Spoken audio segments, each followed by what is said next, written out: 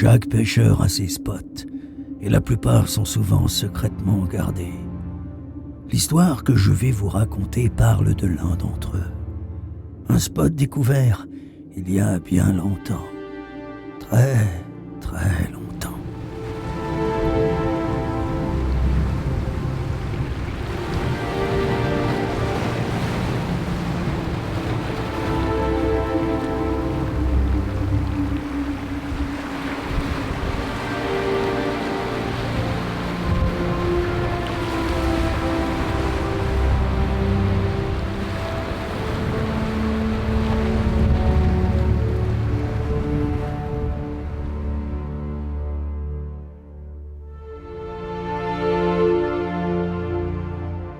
L'idée de départ, c'était d'amener David sur ce spot-là que j'ai découvert en 2002 et qu'on a affiné avec un ami d'enfance.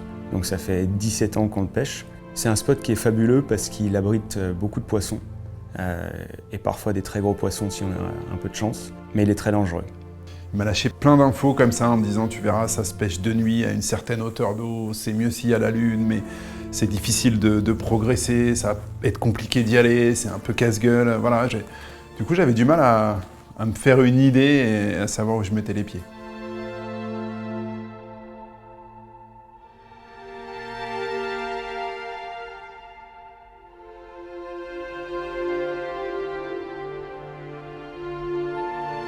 La journée, elle était cool, hein. Évidemment, on s'est retrouvés, ça faisait un moment qu'on s'était pas vu avec JC, on a parlé de plein de choses et on a parlé un petit peu du matos, il m'a donné un très très bon conseil. Alors, ça forcément ça marche un peu partout. Le problème là-bas c'est que le spot, tu vois, il n'y a pas beaucoup d'eau. Il y a énormément de dalles rocheuses. C'est un petit peu comme si tu allais sur une rivière, tu vois. Ouais. Beaucoup d'accélération du haut dalles rocheuses, des trous, des algues. Le courant accélère énormément. Et ça pêche, mais tu as tendance quand même vachement à t'accrocher parce qu'avec une tête tombée, tu as tendance à rentrer un peu trop dans la roche. Tu m'as dit du sombre hein, plutôt. Ouais, du sombre. Ça va le faire, c'est pas mal, ça glisse bien, pardon. Mais il y a un truc que je viens de montrer et qui est assez ultime là-bas, que j'ai découvert il n'y a pas très très longtemps. C'est ça, c'est imitation d'un goby, ça s'appelle Dark Sleeper. Ouais, je connais, c'est magnifique. Hein. Superbe. Là-bas, ils sont assez centrés sur tous les petits poissons de roche, les crevettes et tout. Et ça te permet de passer partout, sans t'accrocher. Le fait que la plombée soit interne et que la tâche elle soit au-dessus là, tu vois, tu la ramènes, tu lances 3 quarts amont et tu la ramènes vraiment comme si tu pêchais un peu la truite dans l'esprit quoi. C'est tout dans le contrôle de la ligne, tu vas tranquille. Tu vas gratter et tu avec laisses, quand même ou tu le laisses gratter parce que tu vois, encore une fois, le fait que ta plombée elle soit à l'intérieur et que tu aies la tâche là, ça lui permet vraiment de rentrer en contact avec les obstacles et limite. Tu vois, comme s'il marchait dessus, presque. C'est vraiment bluffant. J'en suis à un point où là-bas, je m'ennuie même plus, quoi. Genre, tu prends que ça? Je prends que ça. Non, mais évidemment. Ouais. Mais je sais que je vais faire 90% de ma pêche avec ce truc parce que ils sont ciblés là-dessus.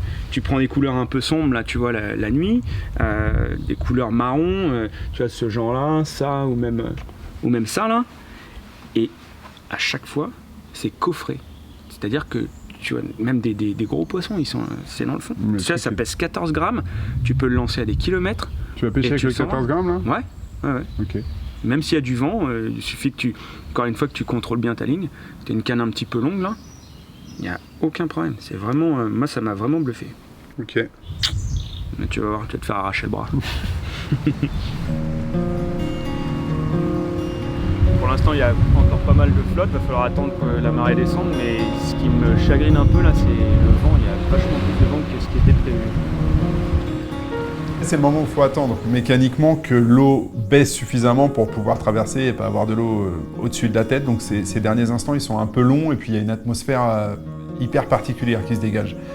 Il y a la lune qui se met à monter avec la nuit qui tombe assez brutalement et on sait que c'est le moment où il va falloir se mettre dans l'eau et clairement, à ce moment-là, lui, il est passé en mode commando, quoi. C'est typiquement le genre de spot où il faut éviter d'aller seul. Il y a les niveaux d'eau qui sont assez hauts, qui ne nous permettent pas d'être vraiment en confiance. C'est très limite parfois, on risque de remplir ses waders. On tombe toujours une fois ou deux. Et il faut faire attention parce que la marche est longue. On est dans la nuit, on n'a pas forcément nos repères. C'est assez épique.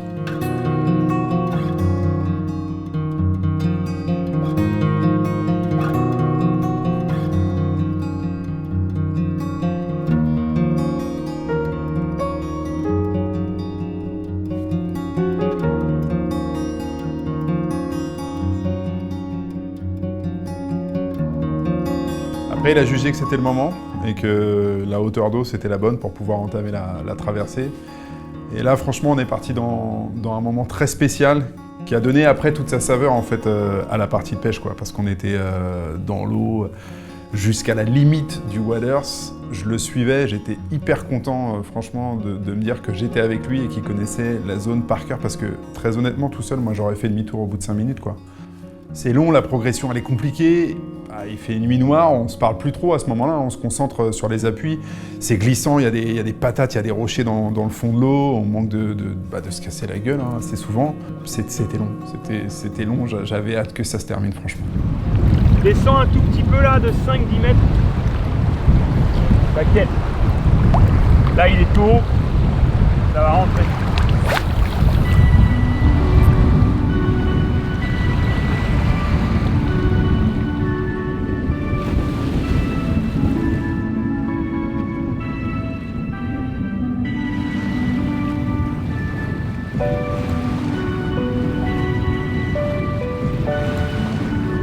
C'est vrai qu'aujourd'hui, on montre énormément de bateaux, énormément de matériel, d'électronique, de cannes, de moulinets, des leurres dans tous les sens.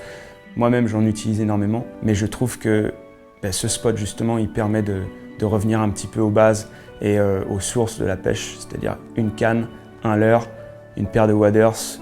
On trace sa route sur le spot, on lit l'eau et on pêche simplement de la plus belle des manières, je pense. Poisson. Gros poisson. Non. Non. Oh, décroché.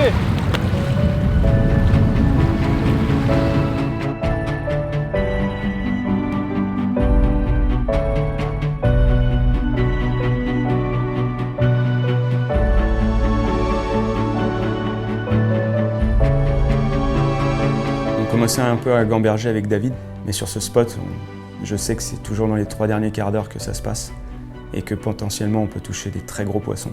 Donc on a soigné nos dérives, on a avancé un peu dans l'eau et ça n'a pas raté. Les 20 dernières minutes, ça a été magique.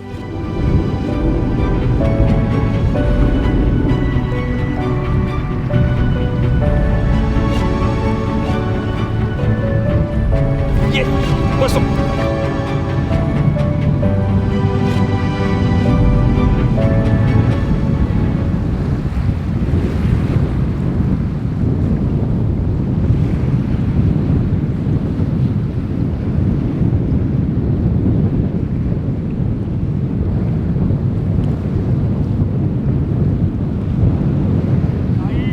Il est là.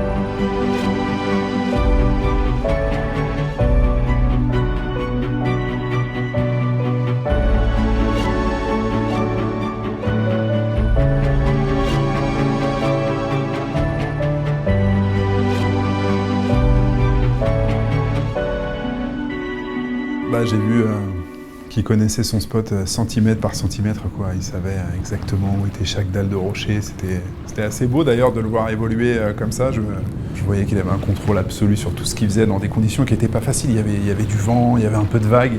Et je le regardais pêcher, c'était assez joli, quoi.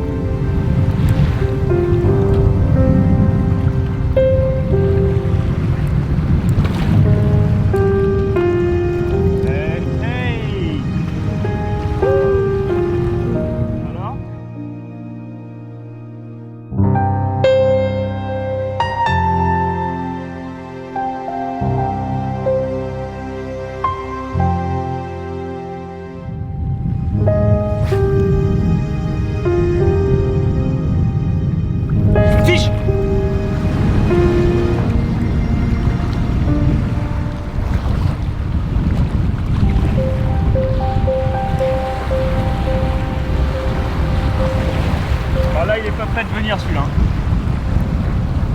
Là il est plein jus. Là il a pas rigolé. À ce moment-là, je l'ai vu, il était beaucoup plus concentré. Il a annoncé assez vite que c'était un poisson sérieux. Je me fais défoncer mon pauvre.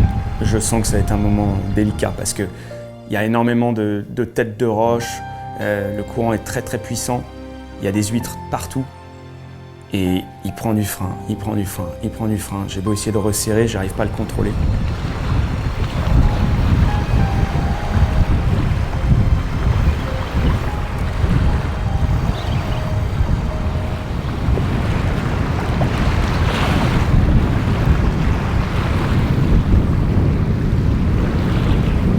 Là ça pue hein.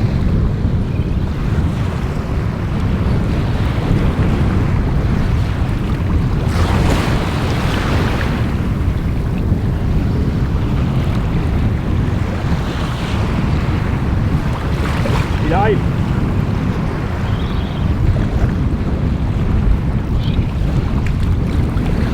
Ouah. À un moment, il apparaît là dans le faisceau de ma lampe frontale. Et là, c'est l'explosion de joie quand je réussis enfin à l'attraper parce que c'est un poisson qui est fabuleux.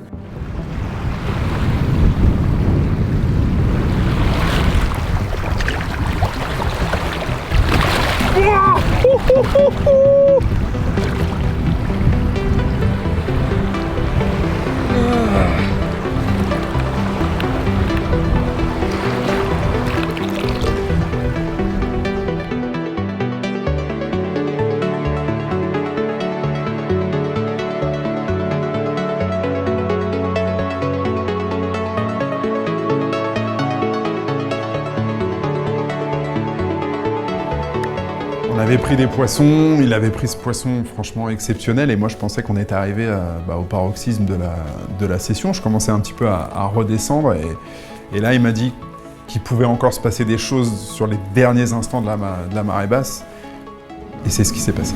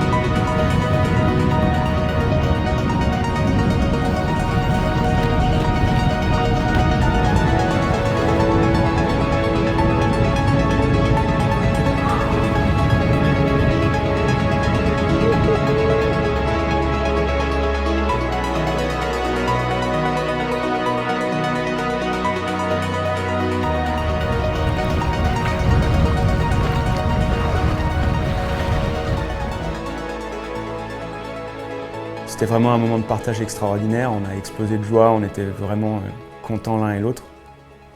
Et moi, ça m'a fait vraiment plaisir d'amener David sur ce spot.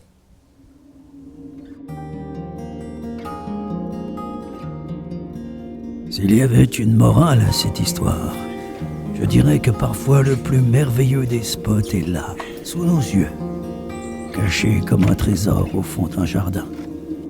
Il suffit alors de lui donner du temps et en profiter, ne serait-ce qu'un court instant.